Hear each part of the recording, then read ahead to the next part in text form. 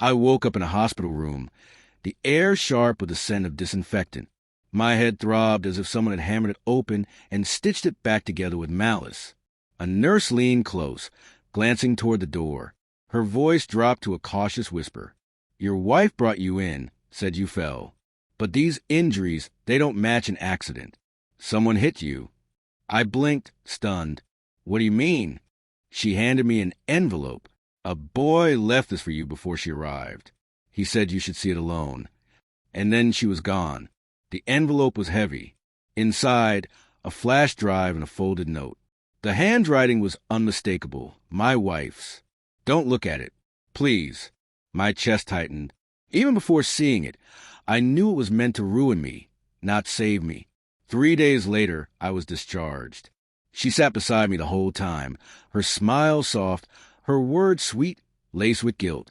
When she helped me dress, I caught a reflection in the mirror. Her eyes seemed rehearsed. "Do you remember what happened?" she asked. "Not much," I said. "Just darkness." She smiled as though that were good news. At home, I waited until she slept before retrieving the flash drive from under mattress. I didn't want to watch it, but I had no choice. The screen lit up 1:32 a.m. My living room. She entered with a man I didn't know. Tall, broad. They laughed, kissed, oblivious. The camera wavered. It had been held by a child's hands. A boy's voice whispered. My stepson. He had filmed them. The footage continued. The man glanced toward the camera, eyes hard. He moved quickly, and then the screen cut to black. A new angle appeared, me on the floor unconscious, bleeding. Her voice was calm, cold. "He always slips," she said. That night, I didn't sleep. I stared at her frozen face on the screen, the same face that had kissed my forehead that morning. She believed I had no memory, that her sins were buried beneath hospital records and pity. I smiled at breakfast, thanked her for saving me, even apologized for being careless.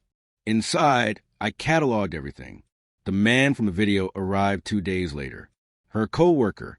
She introduced him casually. Nathan. He shook my hand with false warmth.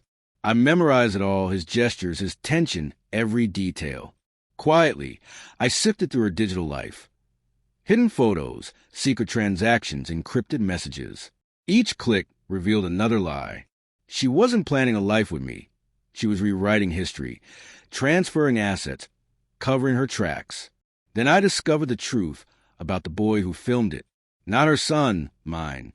My son from a previous marriage, sent away years ago, now back to warn me. A hidden folder on her laptop contained a confession and a recorded plan. She cried, but not for me. If this goes wrong, make it look like an accident. The house, the insurance. Nathan's voice was muffled in response.